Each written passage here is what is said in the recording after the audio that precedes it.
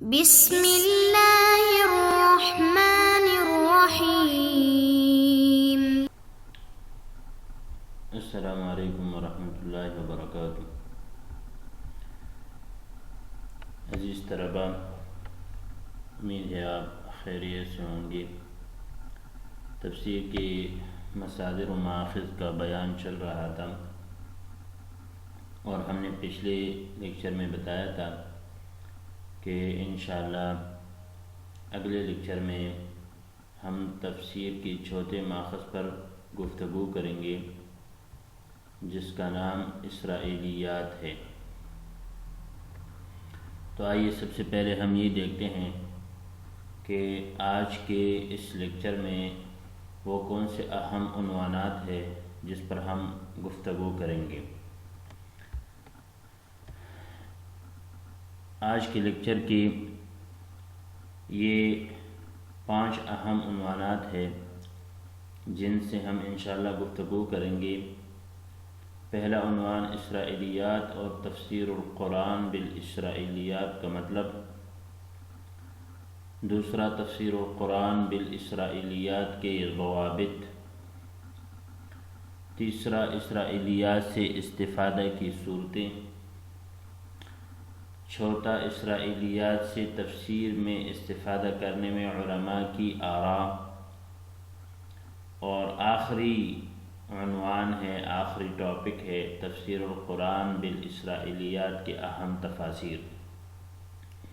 جس طرح کہ پچھلے لیکچرز میں بھی ہم بتا چکے ہیں، ہم جو بھی ماخذ ذکر کرتے ہیں تو اس کے آخر میں ضرور اس ماخذ سے متعلق اہم تفاسیر ذکر کرتے ہیں۔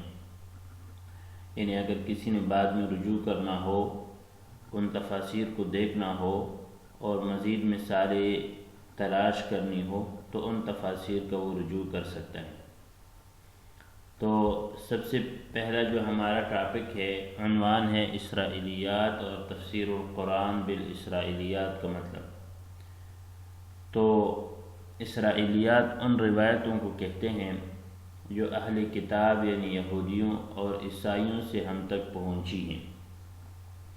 اب ہم اس پہ بعد میں گفتگو کریں گے کہ اہل کتاب کی کون سی روایتوں کو لیا جائے گا اور کون سی روایتوں کو نہیں لیا جائے گا، لیکن یہ اس کا مطلب یہ ہے تفسیر القرآن بالاسرائیلیات کا کہ آپ کسی آیت کی تفسیر میں اسرائیلی روایت ذکر کرتے ہیں، یعنی وہ روایت جو یہودیوں اور عیسائیوں سے ہم تک پہنچی ہیں، اس روایت کو تفسیر میں ذکر کرتے ہیں، اور اس کے بارے میں بھی ہم بتائیں گے کہ آیا اس تفسیر اسرائیلی روایت کو لینا جائز ہے یا جائز نہیں ہے۔ دوسرا جو ہمارا ٹاپک تھا وہ ہے تفسیر القرآن بالاسرائیلیات کے ضوابط، یعنی کون سے وہ ضوابط ہیں جن کو مد نظر رکھ کر ہم تفسیر القرآن بالاسرائیلیات کریں گے، یعنی قرآن کی تفسیر اسرائیلی روایات سے کریں گے، اس کے لیے کون کون سے ضوابط ہیں۔ ضوابط تو بہت سارے ہیں، لیکن یہ 4 ایسی ضوابط ہیں جو بہت ہی مشہور اور معتبر ہے۔ پہلا ضابطہ یہ ہے کہ وہ روایت کتاب اللہ کے موافق ہو، یعنی جو اسرائیلی روایت آپ لے رہے ہیں وہ کتاب اللہ کے مخالف نہ ہو، موافق ہو۔ دوسرا ضابطہ یہ ہے کہ عقائد سے متعلق نہ ہو، خصوصاً عصمت انبیاء کے متعلق نہ ہو، یعنی جو روایت آپ اسرائیلی روایت لے رہے ہیں وہ عقائد سے متعلق نہ ہو، کیونکہ ان کی جو روایات ہے ان پہ عقائد کے سلسلے میں اعتماد نہیں کیا جا سکتا۔ تیسرا ضابطہ یہ کہ لغت عرب کے موافق ہو، یعنی وہ روایت لغت عرب کے مخالف بھی نہ ہو، کیونکہ قرآن مجید عربی زبان میں نازل ہوا ہے اور اس میں اہل لسان کا بہت بڑا دخل ہے۔ تو یہ بھی ضروری ہے کہ جو روایت آپ لے رہے ہیں وہ لغت عرب کے مخالف نہ ہو، صحابہ و تابعین نے اس روایت کو لیا ہو، یہ بھی ضروری ہے، کیونکہ اقوال سلف ہم پہلے پڑھ چکے ہیں کہ وہ تیسرا ماخذ ہے۔ اگر انہوں نے اس روایت کو لیا ہے تو اس کا مطلب یہ کہ روایت معتبر ہے، اگر انہوں نے نہیں لیا تو اس کا مطلب ہے کہ وہ روایت معتبر نہیں ہے۔ اب اگلا جو ٹاپک ہے وہ یہ ہے کہ اسرائیلیات سے استفادہ کی کیا کیا صورتیں ممکن ہیں۔ آئیے دیکھتے ہیں۔ ایک صورت تو یہ ہے کہ کسی آیت کے معنی کی توجیح میں استفادہ کرنا، یعنی ایک آیت میں بہت سارے احتمالات ہیں، آپ کسی ایک احتمال کو متعین کرتے ہیں اور اس کے لیے اسرائیلی روایت ذکر کرتے ہیں، تو یہ بھی ایک صورت ہے استفادے کی۔ دوسری صورت یہ ہے کہ اسرائیلی قصص کے اسباب کی وضاحت میں اسرائیلی روایت لینا، یعنی جو اسرائیلی قصے ہیں اور ان کے اسباب ہے، ان اسباب کی وضاحت میں آپ ایسی روایت لاتے ہیں جو مزید اس کی وضاحت کرے، تو یہ بھی ایک استفادے کی صورت ہے۔ تیسری صورت یہ کہ مبہم کی تعیین میں استفادہ کرنا، یعنی ایک لفظ ہے قرآن مجید میں مبہم ہے، اب اس کی آپ تعیین چاہتے ہیں تو کسی اور مصدر سے اس کی تعیین نہیں ہو رہی، تو اس کے لیے آپ نے اسرائیلی روایت لے کر آئے اور اس سے مبہم کی تعیین آپ نے کر دی۔ اور چوتھی صورت یہ ہے کہ اجمالی قصص کی توضیح میں استفادہ، یعنی ایک قصہ بہت ہی مختصر آیا ہے قرآن مجید میں، بہت اجمال کے ساتھ آیا ہے، آپ اس کی وضاحت کسی اسرائیلی روایت سے کر رہے ہیں، تو یہ بھی ممکن ہے، یہ بھی ایک استفادے کی صورت ہے۔ یہی 4 صورتیں استفادے کی ہے، جس کے لیے یہ نقشہ بھی یہاں پیش کیا جا رہا ہے، مجالات استفادۃ المفسرین من الاسرائیلیات۔ یہ 4 صورتیں یہاں عربی میں بھی ذکر کی گئی ہیں۔ پہلی صورت کسی آیت کے معنی کی توجیح میں استفادہ کرنا، توجیہ الآیت الی المعنی المحتمل لها، یہ پہلی صورت ہے۔ دوسری صورت سبب القصۃ الاسرائیلیہ، یعنی اسرائیلی قصص کے اسباب کی وضاحت میں اسرائیلی روایت لینا۔ تیسری صورت تعیین المبہم۔ چوتھی صورت تفصیل المجمل، یعنی ایک مجمل لفظ ہے، کوئی قصہ ہے، اس کی آپ تفصیل کر رہے ہیں، تو یہ اسرائیلیات سے استفادہ کی 4 صورتیں جو ہم نے آپ کے سامنے بیان کی۔ اگلا جو ہمارا ٹاپک ہے وہ ہے اسرائیلیات سے تفسیر میں استفادہ کرنے میں علماء کی آراء، یعنی اسرائیلی روایات سے استفادہ کر سکتے ہیں یا نہیں کر سکتے، اسرائیلی روایات کو لینا جائز ہے یا جائز نہیں ہے، اس میں علماء کی 2 رائے ہیں۔ جمہور مفسرین و علماء کی رائے یہ ہے کہ اسرائیلی روایات کو بیان کرنا، ان سے تفسیر میں استفادہ کرنا جائز ہے۔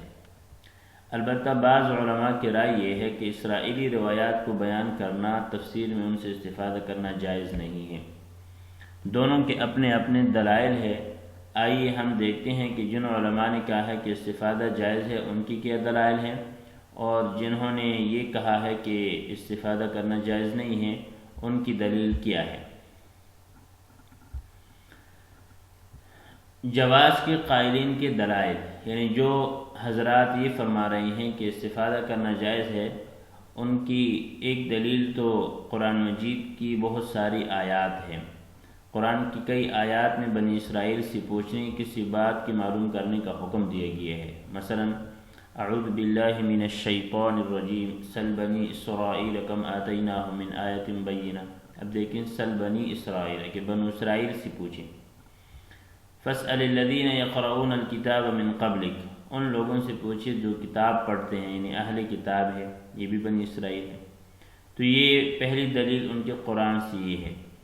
دوسری دلیل ان کے حدیث سے ہے کہ حدیث میں صحیح البخاری میں یہ حدیث ہے بلغوا عنی ولو آیہ وحدثوا عن بنی اسرائیل ولا حرج، کہ بنی اسرائیل سے بھی بیان کیا کرو، اس میں کوئی حرج نہیں ہے۔ تو جو لوگ کہہ رہے ہیں کہ ان سے استفادہ کرنا جائز ہے، ان کی ایک دلیل قرآن سے ہے اور دوسری حدیث سے ہے۔ آئیے ہم دیکھتے ہیں کہ جن علماء نے یہ فرمایا ہے کہ استفادہ کرنا جائز نہیں ہے ان کی کیا دلیل ہے۔ عدم جواز کے قائلین کے دلائل، ان کی یہ دلیل حدیث میں مسند احمد کی ایک حدیث ہے جس میں یہ آیا ہے لا تسألوا اہل الکتاب عن شیء فإنہم لن یہدوکم وقد ضلوا، کہ اہل کتاب سے کسی چیز کا سوال نہ کیا کریں، یعنی ان سے نہ پوچھا کرے، اس لیے کہ وہ کبھی بھی آپ کو ٹھیک رہنمائی نہیں کریں گے اور وہ گمراہ ہو چکے ہیں۔ فَإِنَّكُمْ إِمَّا أَن تُصَدِّقُوا بِبَاطِلٍ أَوْ تُكَذِّبُوا بِحَقٍ، آپ لوگ یا تو ان کی کسی باطل حکم میں تصدیق کریں گے یا کسی حق کام کو جھٹلاؤ گے۔ فَإِنَّهُ لَوْ كَانَ مُوسَىٰ حَيًّا بَيْنَ أَظْهُرِكُمْ مَا حَلَّ لَهُ إِلَّا أَن يَتَّبِعَنِي، یعنی اگر موسیٰ علیہ السلام زندہ ہوتے تو آپ کے لیے اس کی اجازت نہ دیتے۔ یہ مسند احمد کی حدیث ہے اور اسی سے ان کا یہ استدلال ہے کہ یہ جائز نہیں ہے۔ اب ہم دونوں کے دلائل ذکر کرنے کے بعد یہ دیکھتے ہیں کہ راجح قول کیا ہے، یعنی آیا اسرائیلی روایات سے استفادہ جائز ہے یا جائز نہیں ہے۔